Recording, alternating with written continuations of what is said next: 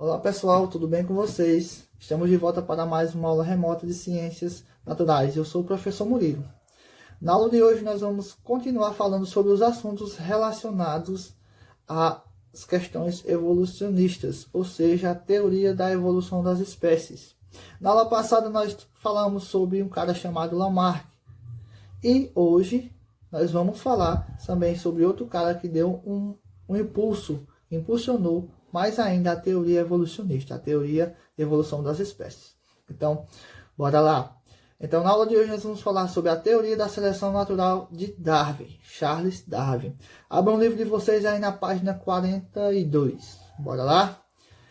Então, pessoal, em 1859, um pesquisador inglês chamado Charles Darwin, ele publicou um livro chamado A Origem das Espécies, no qual ele propunha uma nova explicação para a teoria da evolução das espécies. Aliás, das espécies não, dos seres vivos.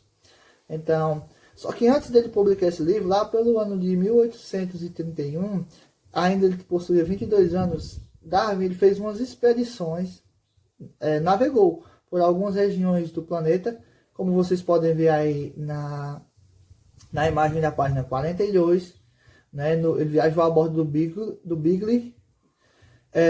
Ele começou a estudar certos fósseis de animais. Dentre esses fósseis, nós podemos citar aí a tatu gigante e a preguiça gigante, né, que foram extintos por volta de 10 mil anos e chegavam a medir até 6 metros. Então, Darwin notou, pessoal, muitas semelhanças entre esses fósseis e os tatus e as preguiças atuais, apesar de possuírem enormes diferenças no tamanho, né? Essas observações levaram a acreditar que as espécies elas se modificavam ao longo do tempo. Ele imaginou que provavelmente as preguiças e os tatus atuais eles deveriam ter algum parentesco com os seus semelhantes, os seus gigantes do passado, né, que já estão extintos.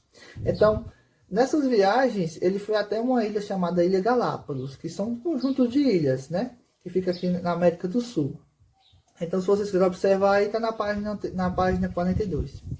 Então, Darwin observou, pessoal, que as ilhas eram habitadas por tentilhões, ou seja, pássaros. E as aves eram muito diferentes entre si.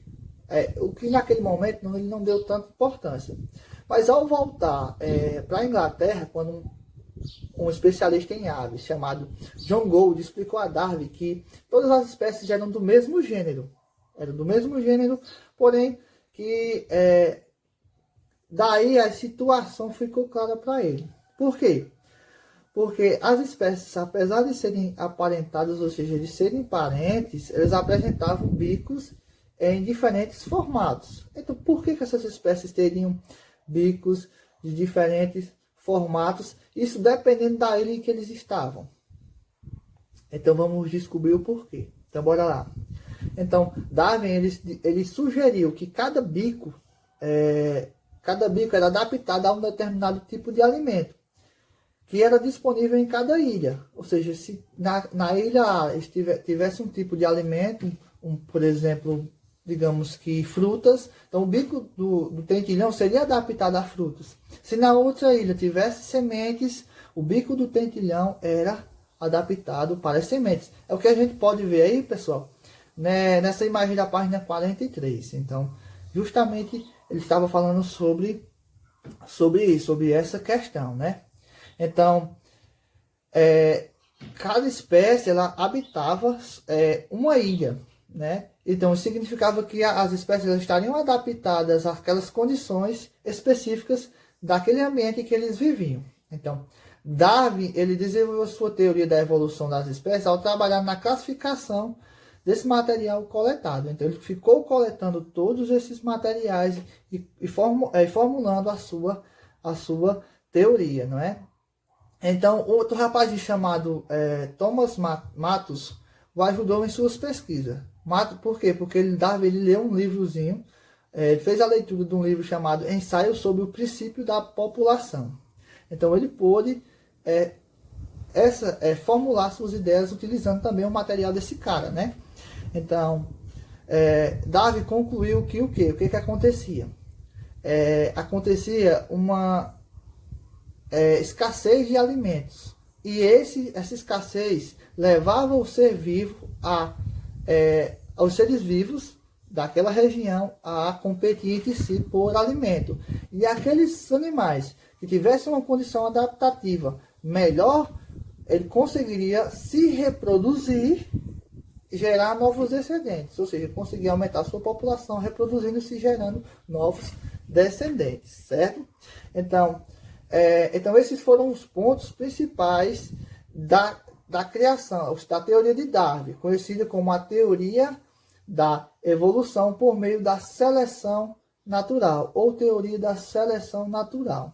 Então, Darwin passou a explicar a evolução dos seres vivos pela teoria da seleção natural. O que essa teoria falava?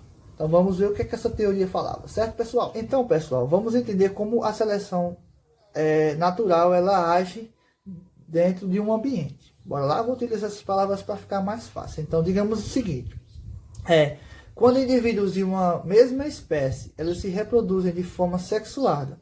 O que é reprodução de forma sexuada? É quando há união de gametas, gameta masculino com gameta feminino, certo? Vão gerar novos descendentes, ou seja, os filhos.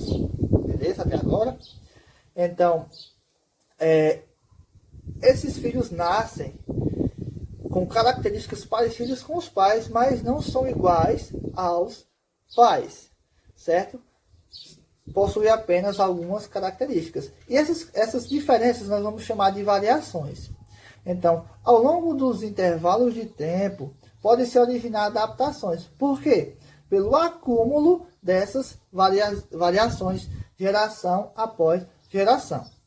Então, os seres vivos adaptados são aqueles que, em dado momento da sua história evolutiva, eles conseguem, devido à sua adaptação, conseguir alimento, cuidar da sua prole, se livrar com eficiência de predadores com maior êxito, ou seja, com maior eficiência. Então, ele vai conseguir realizar todas essas tarefas com maior eficiência. Então, logicamente, obviamente, se ele consegue se livrar de predadores, se ele consegue gerar novos descendentes férteis, se ele consegue cuidar da sua prole, consegue alimento, então, a sua espécie, ela vai ser passada, ela vai ser evoluindo, ela vai sendo sobrevivendo àquelas condições, tá certo?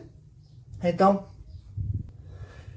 indivíduos que possuírem características vantajosas ao ambiente é os que vão sobreviver. Por quê? Porque vai ocorrer a seleção natural, ou seja, vai selecionar os indivíduos mais adaptáveis, com características mais vantajosas, tá certo?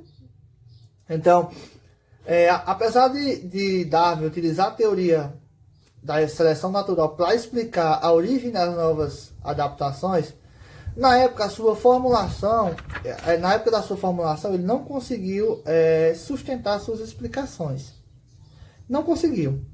Porém, com o avanço da ciência, o avanço que nós temos hoje, e do conhecimento sobre o material genético, por volta da metade do século XX, esse mecanismo de formação de novas espécies ele começou a ser bem compreendido. Então, com o passar dos avanços tecnológicos, a ciência ela conseguiu compreender mais sobre essa teoria, né? Sobre essas explicações, que a gente vai estudar nos próximos capítulos, tá bem? Então, eu quero que depois, pessoal, vocês dêem uma olhadazinha aí, um pouco mais, fósseis no Brasil. Então, para vocês conhecerem um pouquinho sobre aonde existem muitos fósseis no Brasil, inclusive na região em que nós vivemos, aí, ó, na bacia sedimentar do Araripe. É importante que vocês façam essa leitura, viu? Para vocês aprenderem um pouquinho mais sobre a nossa região, tá certo? Então vamos descobrir que diferenciam as teorias de Lamarck e de Darwin, né? Como nós já sabemos, Lamarck e Darwin, eles sugeriram que as espécies elas poderiam se transformar em novas espécies ao longo do tempo. Só que, no entanto, as teorias de ambos se diferenciam, principalmente na forma como as transformações das espécies surgem ou surgiram, né? Para Lamarck, as transformações eram dirigidas e direcionadas, ou seja, a atender à finalidade em função de uma necessidade imposta pelo ambiente. Ou seja, para Lamarck, o ambiente, a necessidade de uso de determinada parte do corpo faria com que aquele ser vivo ele se desenvolvesse, como nós já falamos na aula passada. Já para Darwin, por outro lado, ele dizia o quê? Que as populações elas já teriam variações individuais e que essas seriam selecionadas pelo ambiente, ou seja, aquela melhor variação, aquela melhor característica, ela seria vantajosa em determinados ambientes e essa característica ser passada de geração para geração e que o acúmulo dessas variações iriam ocasionar ao longo dos anos o surgimento de novas espécies, tá certo, pessoal? Então, outro rapazinho que também estudou a seleção natural foi um cara chamado Alfred Russel Wallace, que ele era um naturalista britânico que chegou às mesmas conclusões de Darwin. Em um determinado artigo, em 1858, Wallace defendia que a seleção natural era um mecanismo pelo qual as espécies evoluíam. No mesmo ano, ambos apresentaram suas teorias, ou seja, tanto Wallace quanto Darwin, eles apresentaram suas teorias numa reunião científica em Londres. Só que o Wallace ele reconheceu prioridade na teoria proposta por Darwin, porque ela trazia mais contribuições, né, para a seleção natural.